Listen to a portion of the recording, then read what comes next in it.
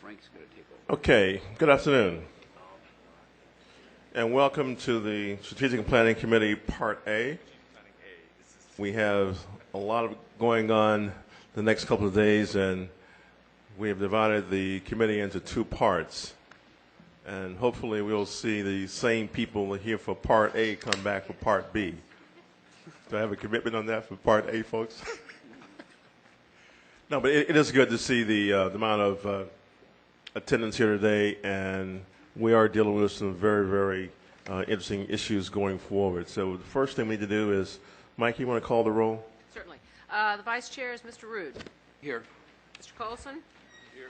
Ms. Frost? Here. Mr. Hosseini? Here. Mr. Perez? Here. Dr. Yost? Here. Mr. Chair, you have full quorum. Thank you. This afternoon, we're going to be hearing presentations from three of our universities in regards to dental school education programs. At the last meeting in June, we heard a presentation from our staff. There was a representative from the Florida Department of Health and also from the University of Florida College of Dentistry, the dean, on subjects relating to dental education in the state of Florida. And over the past several months, there has been a lot of discussion and talk about the respective programs, the merits, whether or not we need to have programs, and I'm sure there's been a lot of information that we all have read in regard to this subject. Today, we will listen to the three universities make their appropriate presentations. We'll have a Q&A period at the end of each, and then the committee will then have a discussion in regards to next steps. So with that, we would like to get started, and the first university is up, University of Florida A&M University. Dr. Ammons.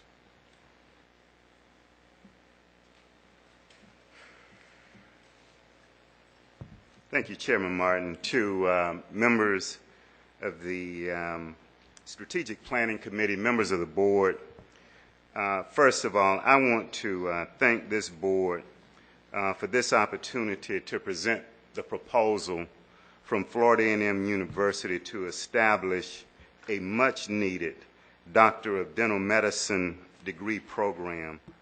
And I have with me today a number of supporters of Florida A&M University, to include Representative Allen Williams, the Mayor of Tallahassee, Mayor John Marks, members of our Board of Trustees. We have Chairman Solomon Badger, Trustee Belinda Shannon, Trustee Breon Love, who is also the President of our Student Government Association, Trustee Kelvin Lawson, and Trustee Tori Austin. Also with us today are supporters from our community. Ms. Sue Dick, who is the President and CEO of the Tallahassee Greater Chamber of Commerce. Mr. Randy Hanna, former trustee of Florida A&M University and President of the Economic Development Council. Ms. Paula Fortunas, who is President and CEO of the Tallahassee Memorial Hospital Foundation. Mr. Andrew Berman, who is President and CEO of the Florida Association of Community Health Clinics, and a number of Florida A&M University alumni who are here with us today. We also have a group of experts, consultants who worked with us over the years to develop our proposal. Ken Tomlinson, who is Executive Director of Business and Finance, the School of Dental Medicine at East Carolina. Brian, Egyptian architect, and our lead consultant, Dr. Howard Bailett. They work very closely with our Provost and Vice President for Academic Affairs, Dr. Cynthia Hughes Harris, and our Associate Provost, Dr. Donald Palm. For more than 3 years now, FAMU faculty, working with consultants, have studied access disparities in oral health care and how we might extend the expertise of this university to address the shortage of dentists, especially in rural and underserved communities throughout the state of Florida. There is overwhelming evidence that Florida has a large rural and underserved population, especially in the panhandle of Florida, that has limited access to oral health care. In fact, the just released study from the Florida Senate concludes that not only is there a shortage of dentists in rural areas, but only a small portion of dentists in Florida practice in dental public health, about 1.4%. Additionally, there is a lack of dental specialists in many central panhandle counties in Florida. Consequently, Florida residents who are underserved are those in a rural setting, are those who are limited to seeking dental care from dentists that provide public health services. The issue then is, what impact will another state dental school have on access disparities? You know, one of the things that we agree with from Dr. Lamont's report is that a traditional dental school will have limited or no impact because most graduates will not practice in underserved communities. And so this is the reason that we designed a different and innovative clinical education program that will have a significant impact by providing care to the underserved and at the same time provide students and residents an outstanding education. As a land-grant university, our primary goal would be to provide students a first-class dental education that will improve the lives of people who live in the communities that we serve. The clinical program for this proposed College of Dental Medicine at Florida A&M University is innovative. Most student, resident, and faculty practice will be in community-based and university dental clinics that provide care directly to the underserved. This college will not only provide care to thousands of additional patients, but it will also have a significant impact on the economic development of rural communities by providing over 1,000 new jobs. The program is also innovative because it's built on collaboration. This is a true collaborative model, collaborating with area universities, community clinics, hospitals, and local governments. For instance, over the past 3 years, we have developed relationships with the Florida State University College of Medicine. We have begun discussions with the University of Florida College of Dentistry, Tallahassee Memorial Hospital, and Sacred Heart Health System, the federal qualified health clinics, and the state and county public health clinics throughout the Panhandle.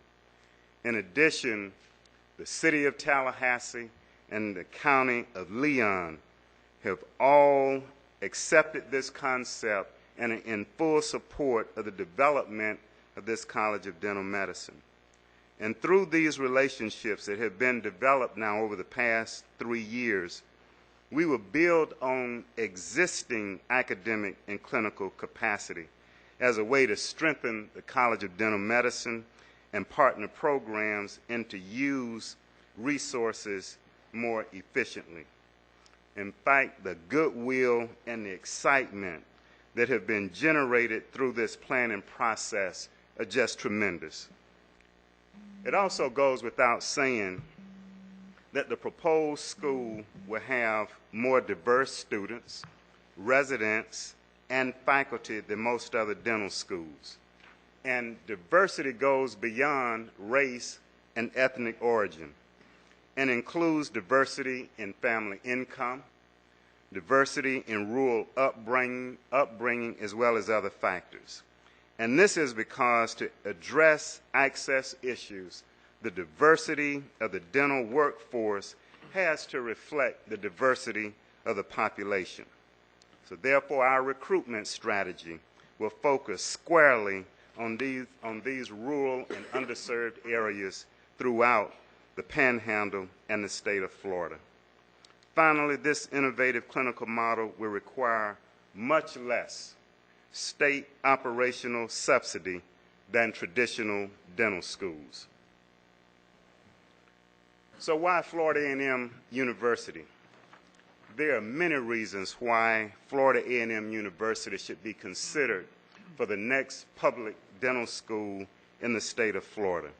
First, we have had significant experience working with community-based health professional education programs. Our programs in pharmacy, nursing, public health, the allied health sciences, faculty, students, and graduates are working in underserved communities in community-based settings. There is also a strong historical tie to disadvantaged communities by Florida A&M University, its faculty, its students, and graduates. And in fact, over the last 4 years, the university has solved many significant administrative and financial issues and is now prepared to take on the responsibility for a new area of health professional education. And now to present the details of our proposal, it is truly an honor for me to again introduce to you one of the most respected voices in dental education in America, Dr. Howard Bailett. Dr. Bailett, among many things, was the co-director of the largest demonstration program on community-based education. This program looked at issues such as cultural competency and the recruitment of underrepresented minorities in dental education. He has consulted with several states and universities in assessing the need and the design of dental schools.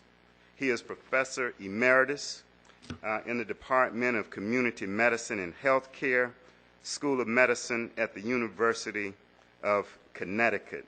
He has also worked in the private sector at Aetna Health Plans, also at Columbia University, and he is a graduate of Tufts University, and he has a PhD from Harvard University. And now I bring to the podium Dr. Howard Bailett.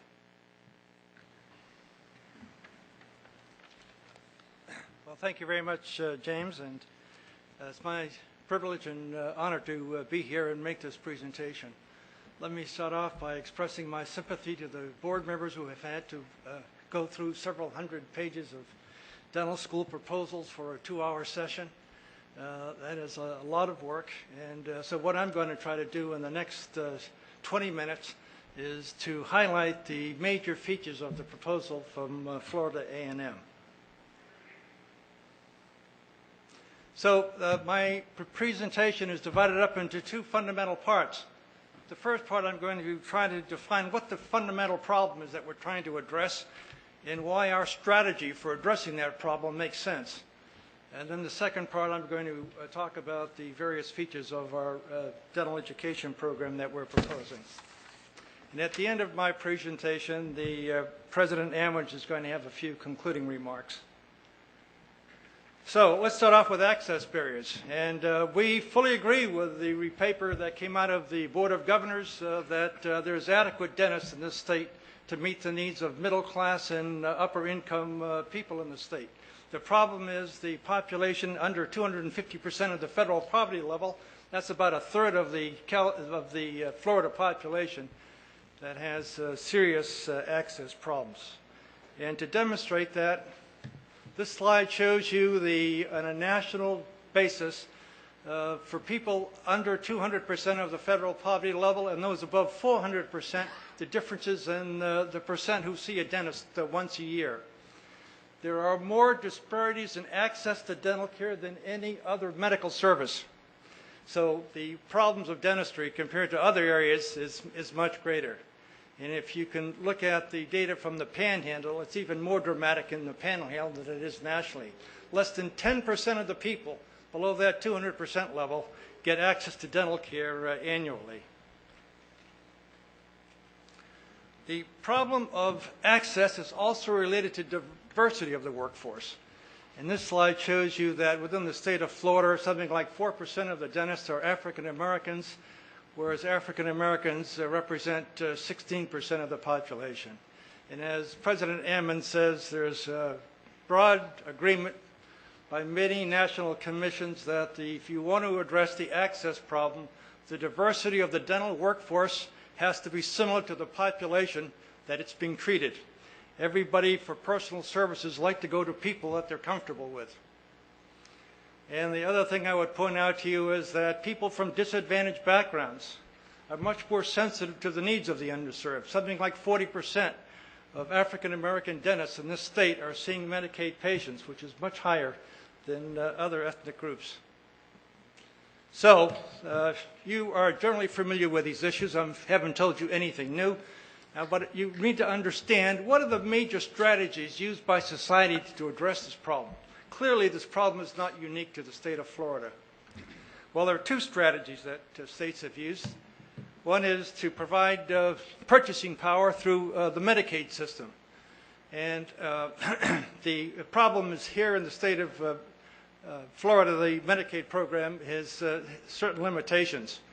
In most states, children up to 250% to 300% of the federal poverty level are covered by the Medicaid program. In the state of Florida, it is much less. And for adults, it's even much lower than that. So in total, probably only half the poor population in Florida is even eligible to be enrolled in the Medicaid program. So even if you solve the Medicaid problem by higher fees, you still have a major issue in a lot of people who are not covered by the program. If you are covered as an adult, the benefits are basically emergency services. The fees are very low, some of the lowest in the country. Although I applaud the state, it just increased fees for children by 48%, which is certainly a step in the right direction. And as a result of this, only 15% of dentists are participating in the Medicaid program. And of that 15%, a much smaller percentage see a significant number of Medicaid patients. So even with Medicaid insurance, very few people get access to care. So the other major strategy that society uses to address this problem is what is called the safety net system. The safety net systems are public clinics, publicly sponsored clinics to treat low-income population. There are two kinds here in the state of Florida: federally qualified health centers. These are locally managed but federally financed. And county health department clinics. In the state of Florida, most of the clinics here are county health department clinics.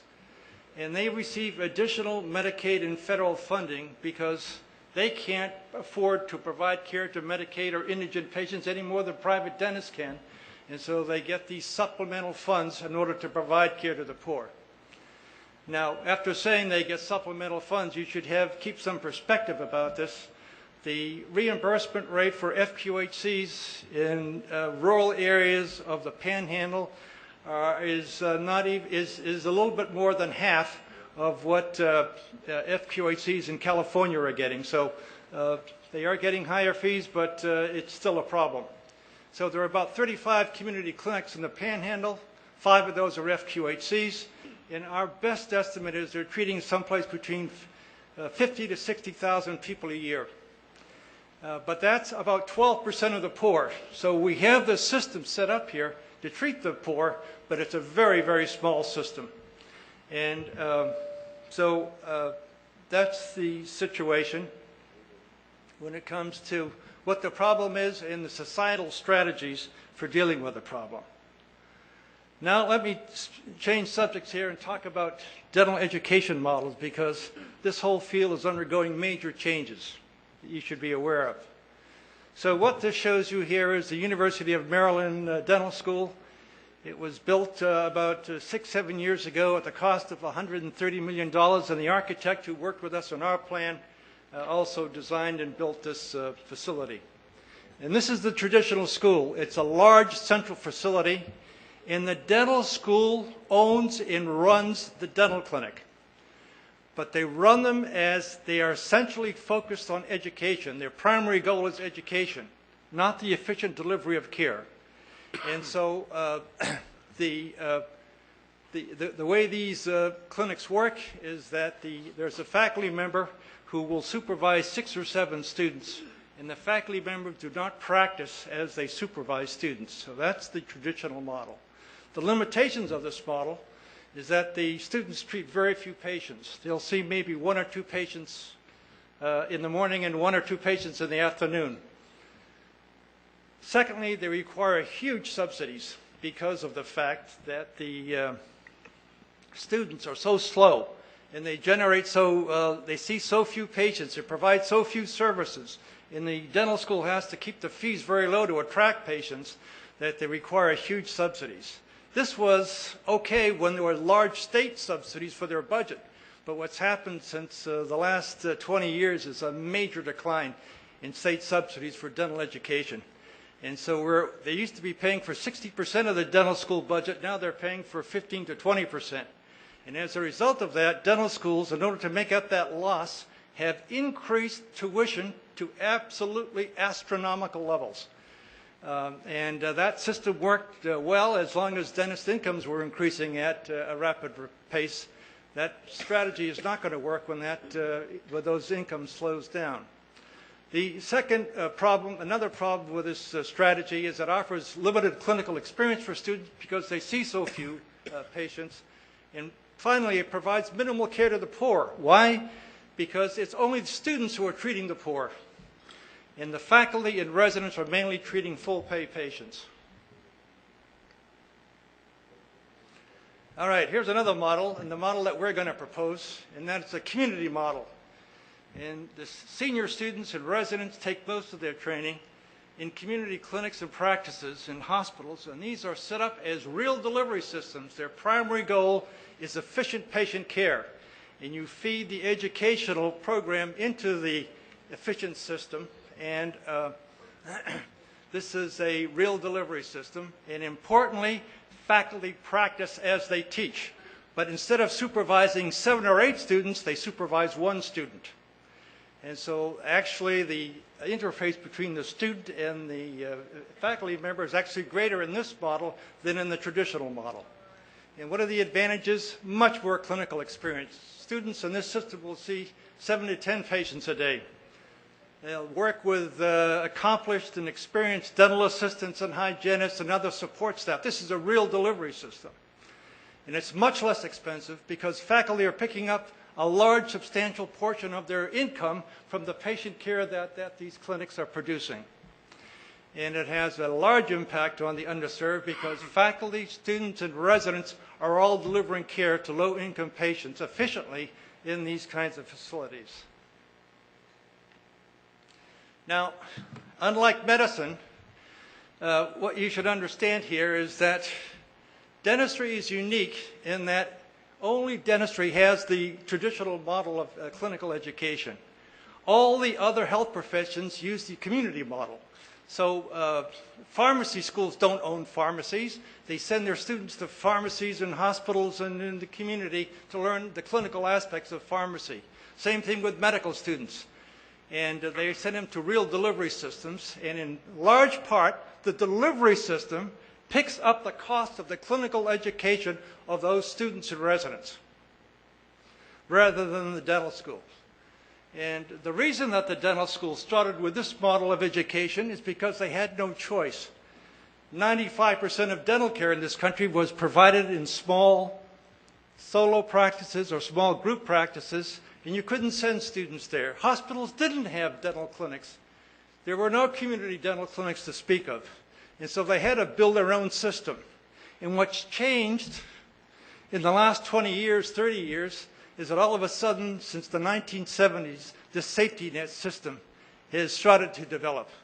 And that's the big change taking place, and I'll show you what this means to not only FAMU and its strategy, but other dental schools as well.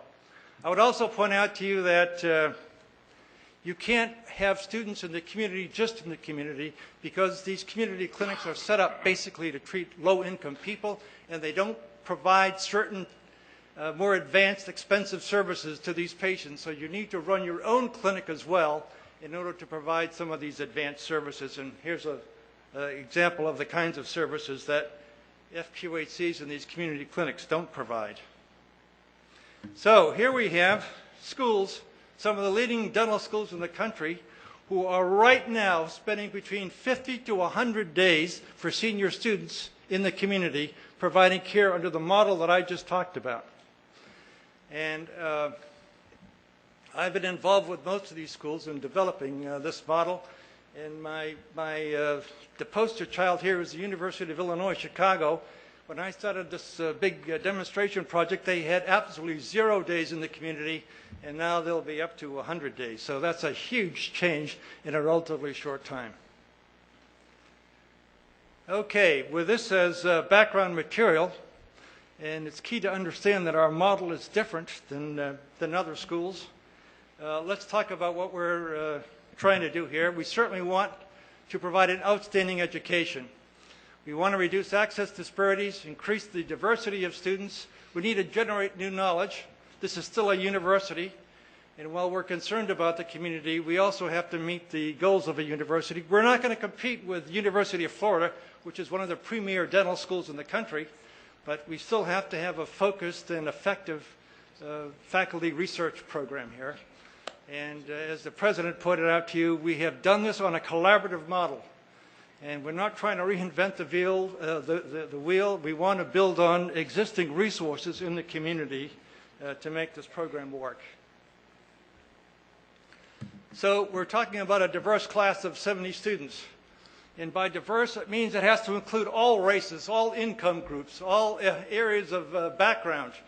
That's what diversity means. It can't be just one group. And we're going to focus on disadvantaged students. And if we can get 50 to 60% of our students from disadvantaged backgrounds, that's what we're going to try to do. Low-income families. The 80% of the dental students in this country are coming from upper-income families because they are coming in with much stronger academic credentials, and they can afford some of these very high tuitions that dental schools are charging. Same thing with rural and underrepresented minorities. Now, make no mistake about it, it's not going to be easy to recruit disadvantaged students. Every dental school in this country is trying to recruit more disadvantaged students, and because they understand that we need this diversity. And so we've got a program of 4 basic strategies, anonymous programs for students, taking in high school students, putting them in an enriched program in the university, and if they do well with the high grade point average and national scores, test scores, we'll take them in after their 3rd year. A post-baccalaureate program. It's a program to take students who had applied to dental school, didn't make it, but have a lot of potential, and they come back for a year of additional training. A summer enrichment program, and most of all, low tuition, because people from disadvantaged backgrounds can't pay these huge tuitions that some schools are charging. We're also going to have residency programs, and we're going to focus in on primary care residency programs, general dentistry and pediatric dentistry, about 37 a year. And to have residency programs, they have to have graduate medical education support, and we're going to do it with Tallahassee Memorial Hospital and Sacred Heart Health Systems that will pay these residencies will be based there, and they'll get their stipends and support from these hospital systems. In our basic sciences, it's really important for a dental school to be associated with a medical school. It's critical to have physician scientists, dentist scientists giving a part of the basic medical science program, because the program becomes alive when the clinicians there who understand the science behind disease can explain to the students not only the disease process, but what the patient looks like, the manifestations, and so forth. So it's critical that we have this relationship with Florida State University as well as of our own faculty. And the Florida State arrangement is a perfect partnership. They have the same philosophy, the same mission statement as we do. Thirdly, their clinical program is built on the exact same model that I've shown to you in terms of this community model. So there's a lot of synergies here between Florida State and Florida A&M. And I would also point out to you, there are many also opportunities for collaboration with Florida State in recruiting students, research, even possibly patient care programs in the future. Our faculty, we're going to have 60 full-time clinical faculty. 15 are going to be based full-time in the community clinics. And you can see the ones by department, how we're going to organize ourselves. And what you don't know is that most dental schools have about 60% of the faculty are specialists. We're going to reverse it and put our money and our efforts into primary care, because that's where dentistry is going, and that's what most people need in terms of patient care. We'll also want to have a strong part-time and volunteer faculty. There are many competent super dentists in the community, and we've received calls from a lot of them already who would like to participate in our program. And this means rotating students through their practices. It also means bringing them into our clinics to supervise our students. Having faculty and having residents and students rotate through these community practices is really important, because what happens is that, in my experience, they'll start forming relationships with some of these practitioners. When they graduate, they'll go back to those practices as associates. They may become partners in the practice and eventually buy out the practice. So forming these relationships is really important, especially in rural areas. And of course, another key thing here is our faculty are going to practice as they teach, what fundamentally changes the economics of dental education in this country. Okay, the facilities, we're planning about 100-chair, 112-chair dental clinic on the main campus, and I've already mentioned that the rationale for that is that there are certain services and situations they are not going to get in community health centers, and they have to get it in a dental school clinic. We'll also develop 5 regional 18-chair dental clinics, and we're going to lease these clinics to FQHCs and county clinics, but they're going to be staffed by our faculty, residents, and students. The problem with using the community model of the Panhandle is that it's so small. It doesn't have the capacity to take many students, because the 35 clinics are mostly 2- and 3-chair clinics. But we also, as I've said before, want to deal with other community clinics that we're not affiliated with. We'd like to help them grow private practices and also hospitals. What kind of an impact we're going to have? Through our unique clinical education program, we expect to treat an additional 100,000 patients in the Panhandle region of the state, and it could be that will be in other areas of the state, but you've got the basic idea. And the reason that we're going to do it is because we're significantly expanding the size and capacity of that safety net system through this educational model. And there are also opportunities to operate more efficiently. It's very difficult to operate efficiently with a 2- and 3-chair clinic. You get up to 10, 18 chairs, there's all kinds of things that could be done to operate more effectively. So this is going to happen regardless of where our students go. So the impact that this school has is not dependent upon what happens to our graduates. But I will tell you that the graduates will also have an impact. Based on the small literature that's out there, if you bring in disadvantaged students, if you train them in disadvantaged areas, a significant percent will go back to that area. They'll form relationships with these private practitioners. They'll become comfortable in some of these community clinics, and they'll go back there. Your expectation is maybe 25% of the students will go back to work in these rural, underserved areas. This is what other schools have found.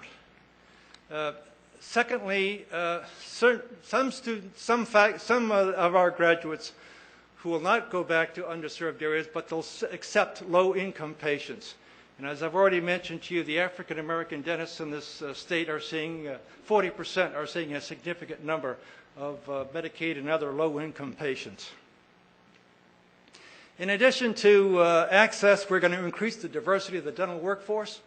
We're going to improve the panhandle economy. The best estimate is that we'll add on a steady state basis maybe $100 million to the economy of these rural communities.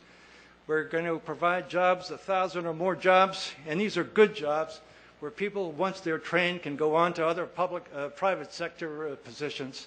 And hopefully over the long run, we'll strengthen the educational research programs at FAMU.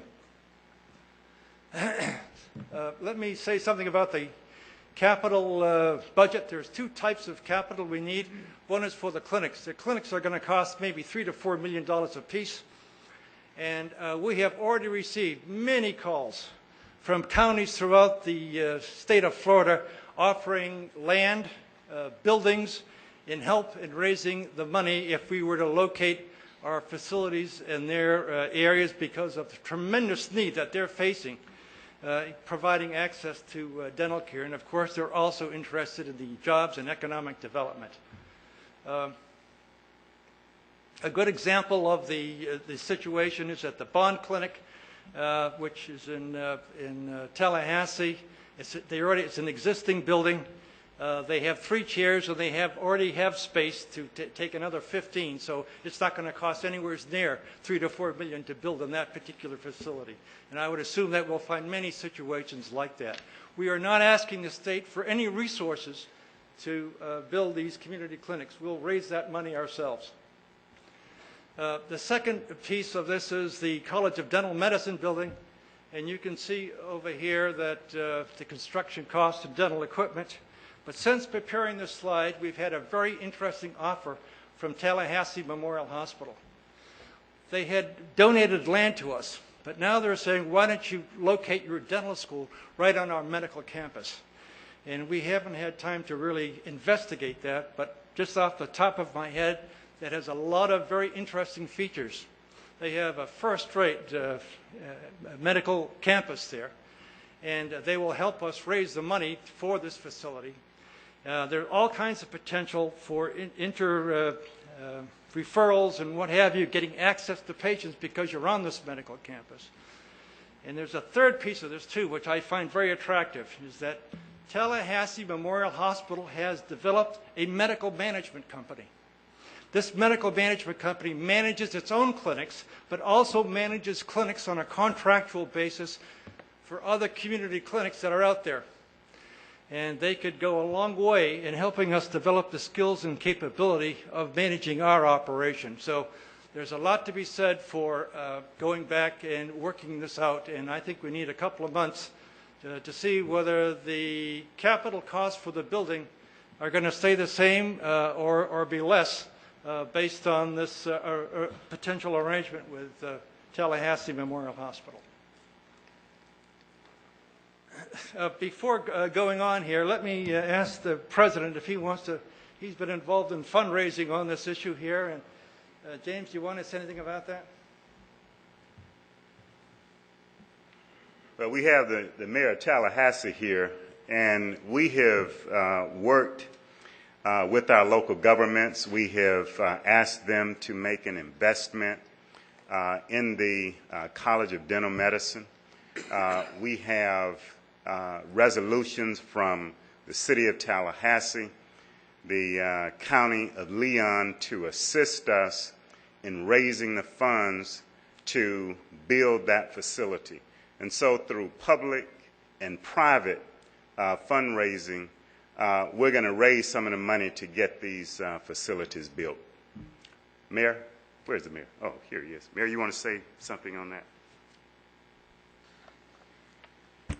Thank you very much. It is an honor and a pleasure for me to be here on this really, really wonderful occasion and for our community, the community city of Tallahassee. And to a certain degree, I guess I can represent the county of Leon. The university has asked us to commit $5 million each.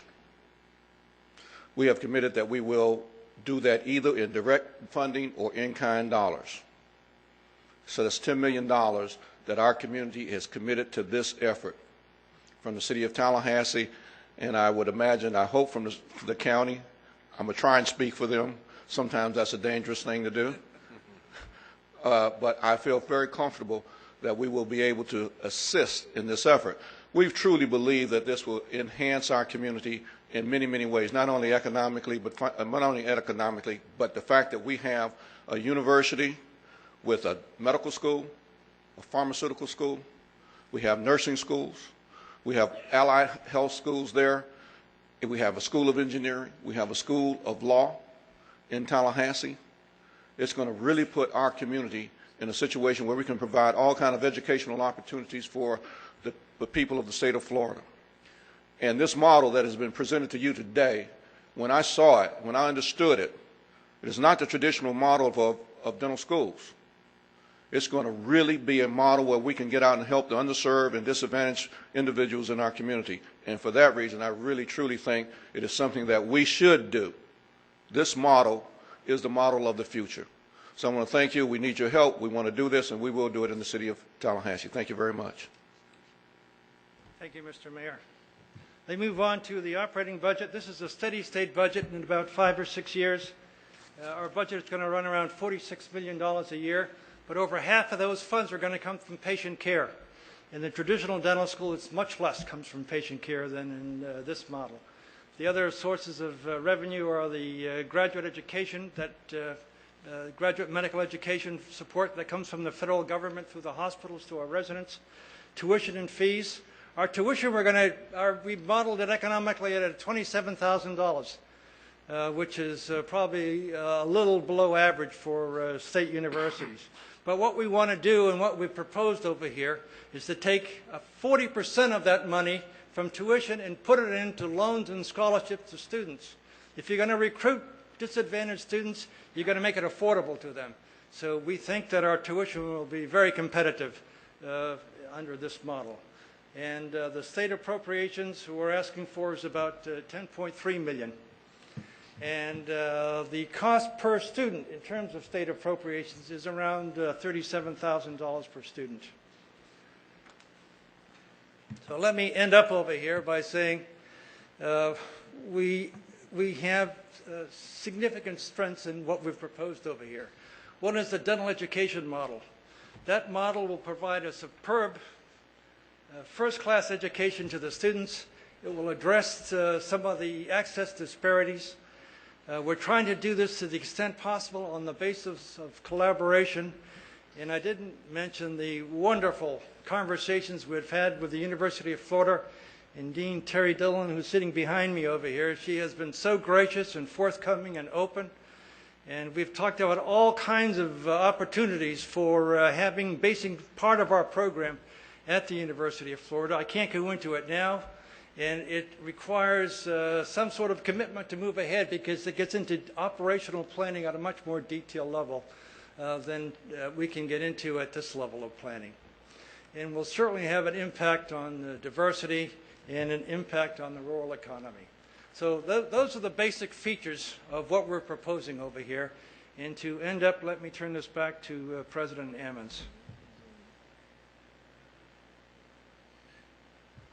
Thank you, Howard, and thank you, Mayor Marks. I don't have very much else to add. The only thing that I would say to you is that this proposed dental school would put the state of Florida and Florida A&M University on the cutting edge of dental education and will give us the opportunity to put our students, our faculty, and our graduates where they're needed most. Thank you.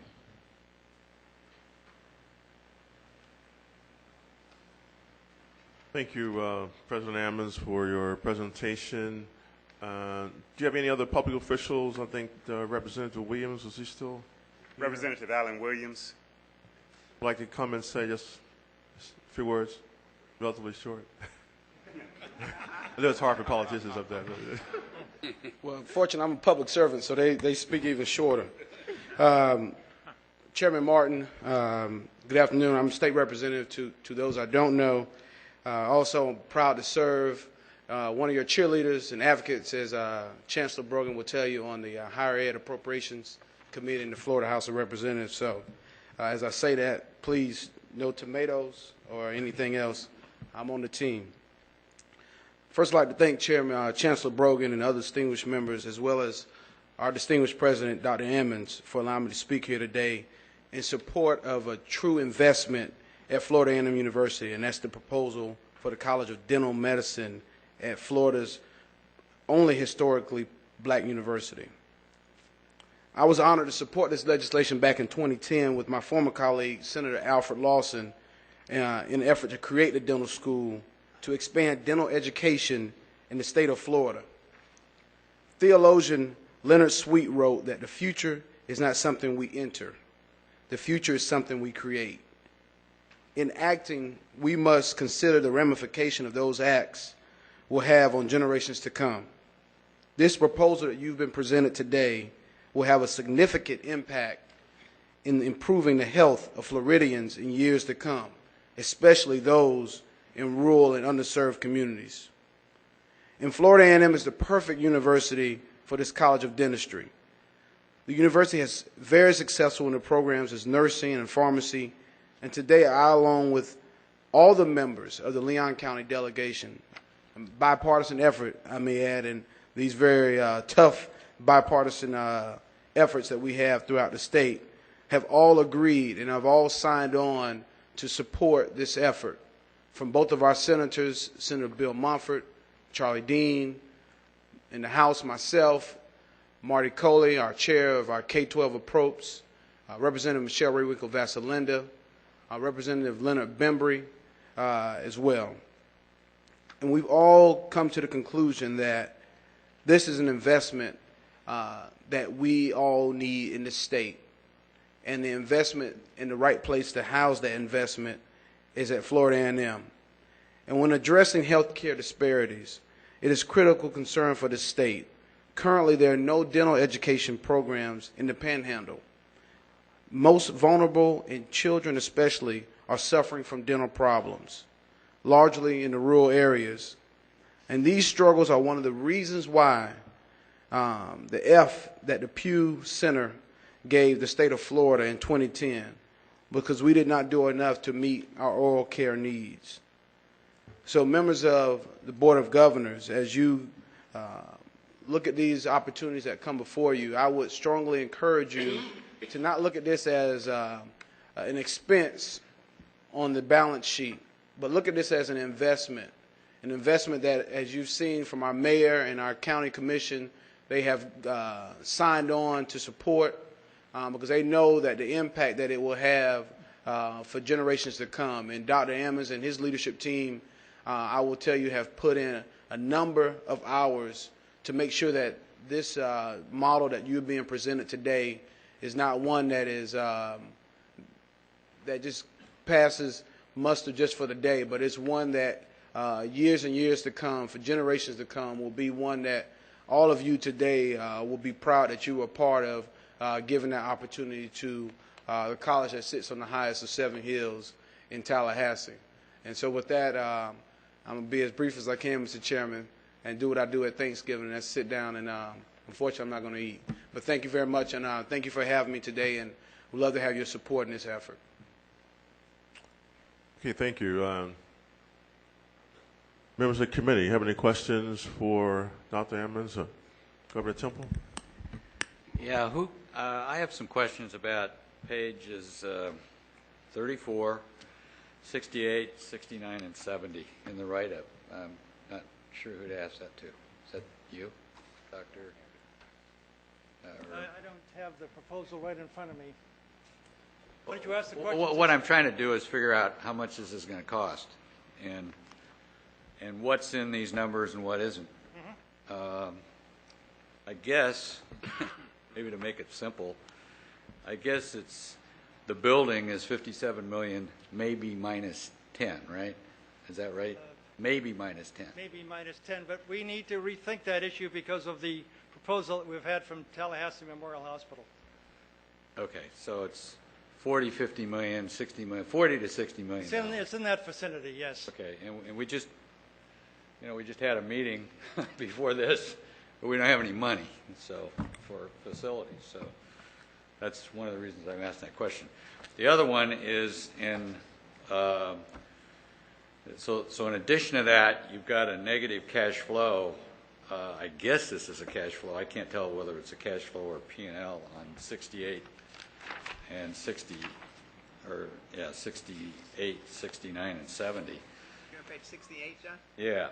I guess what it means is, and there's another, you know, you've got the building and you've got other things, but it looks to me like the first 3 years of this, and correct me if I'm wrong, in terms of startup costs, forgetting about the facility, is somewhere, what, in the $30–40 million range?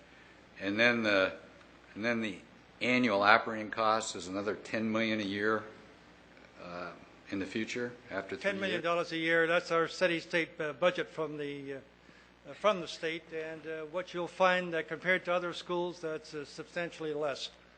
Well, I'm not here to compare it to other schools. I'm just Sure. trying to figure out what this is really, what you're really asking for Right, from we're asking us for $10.3 million a year from the state. in the first 3 years, or 10.3, or are they more?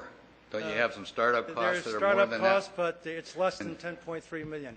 It's running, what, No, but $2 to $7 million a year? Ken, are you, The numbers that you're looking at, planning year Can you, Ken, can you come up here?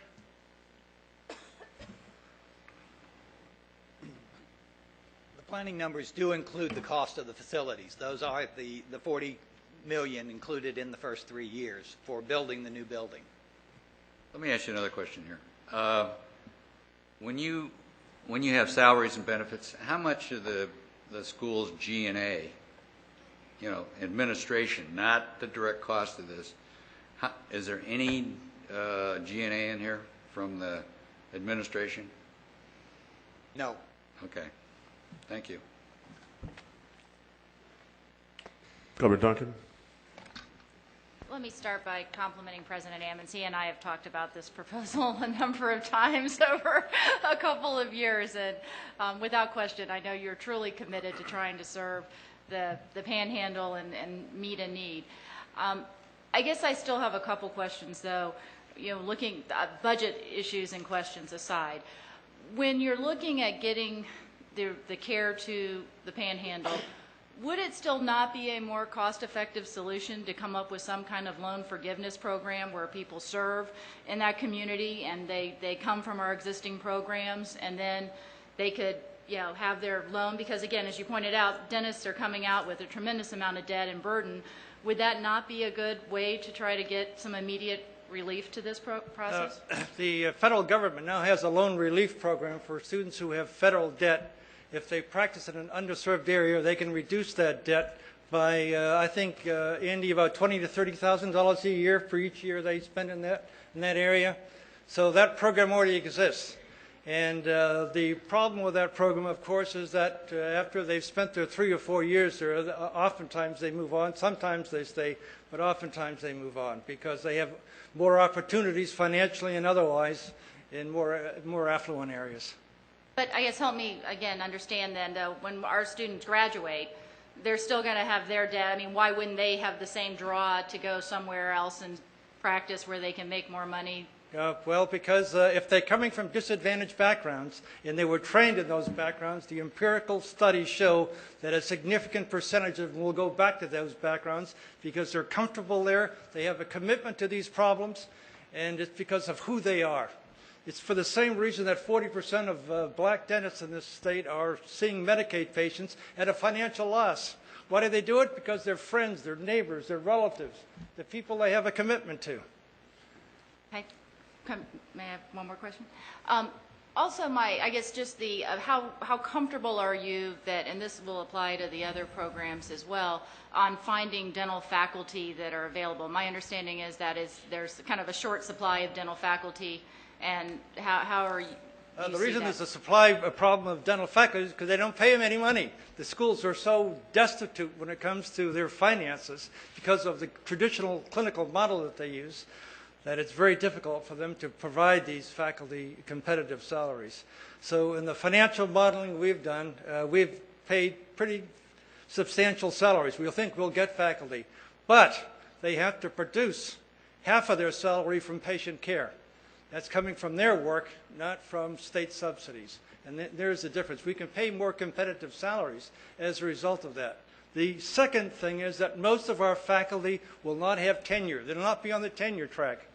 These are going to be people who enjoy teaching, who enjoy providing patient care, and do not have we don't have all the constraints and problems of trying to make them into something that they're not. They don't have the scientific training to be competitive to get national research grants. And so we need to face that and not put them on we need to put them on a clinical track rather than an academic track.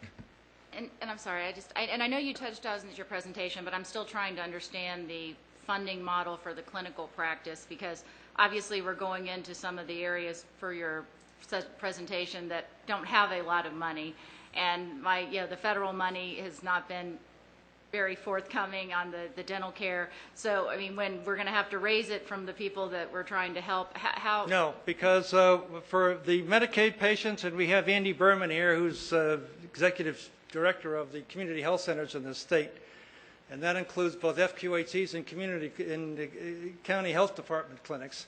Our modeling was done on the basis of $120 per visit. That's well in the middle of reimbursement rates within the Panhandle.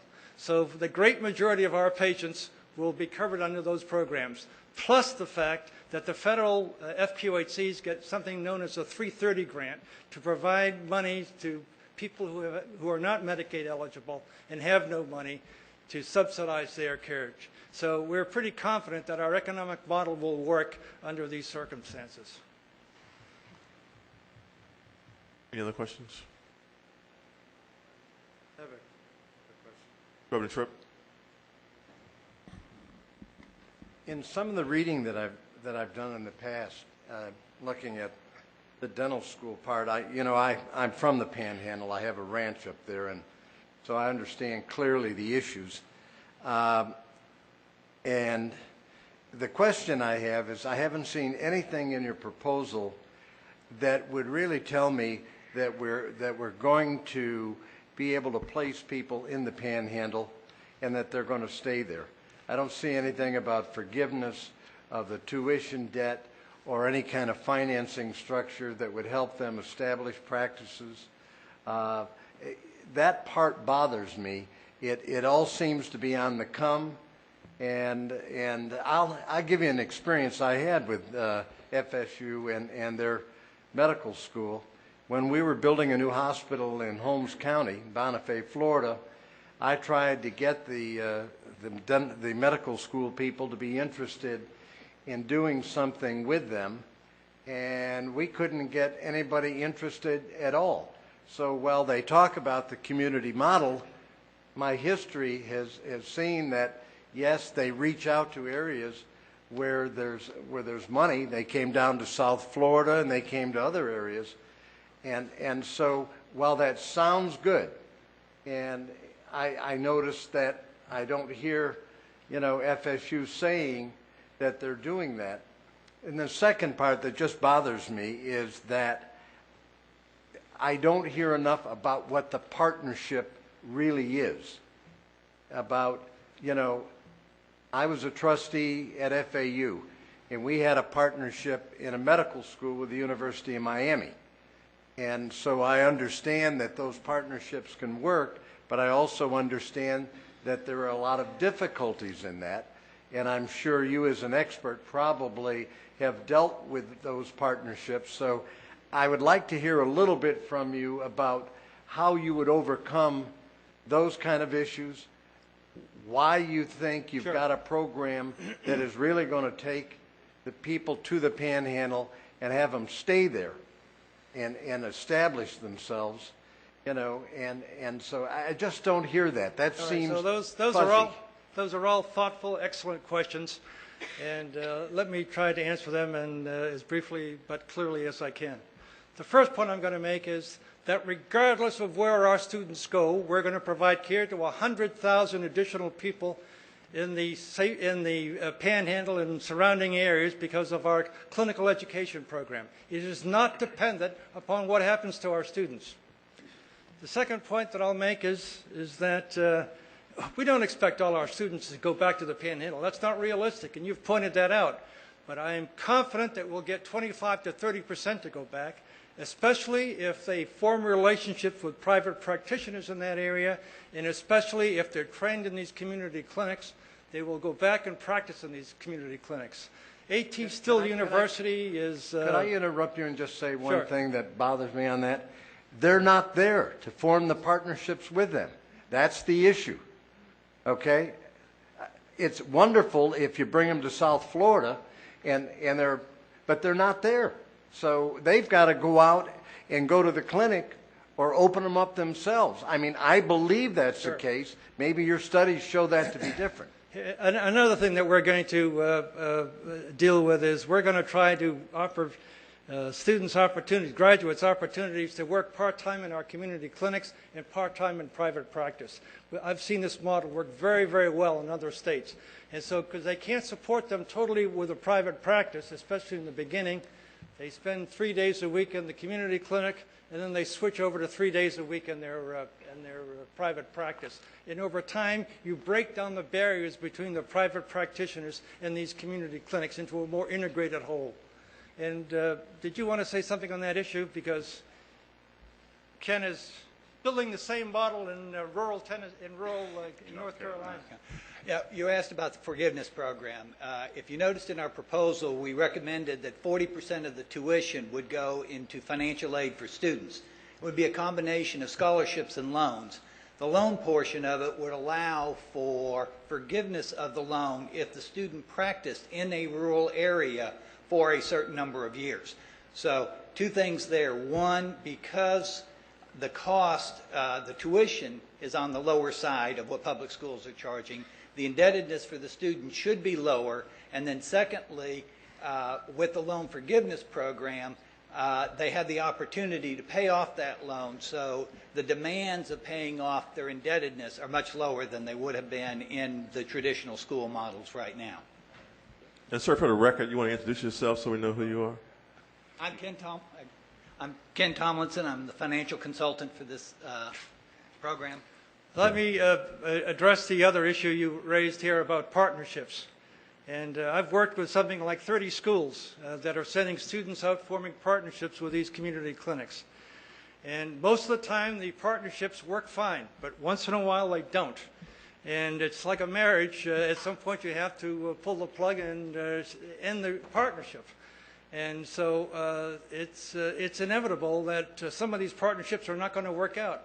But the way your strategy as a school is that you don't want to put all your eggs in one basket. You want to have partnerships with many, many facilities, because if one doesn't work out, you can survive without that particular partner. And what happens over time is that what you quickly find out is in the beginning, there's a little pushing and shoving going on between the two partners. Over time, they get used to each other, they get to know each other, they develop relationships, and generally they run pretty smoothly. But partnerships is really important, and you're going to need a dean and an associate dean who can work in the community. You can't be a dean or an associate dean or what have you that's isolated in an academic setting, because this model depends upon these partnerships. Okay, thank you very much for your presentation.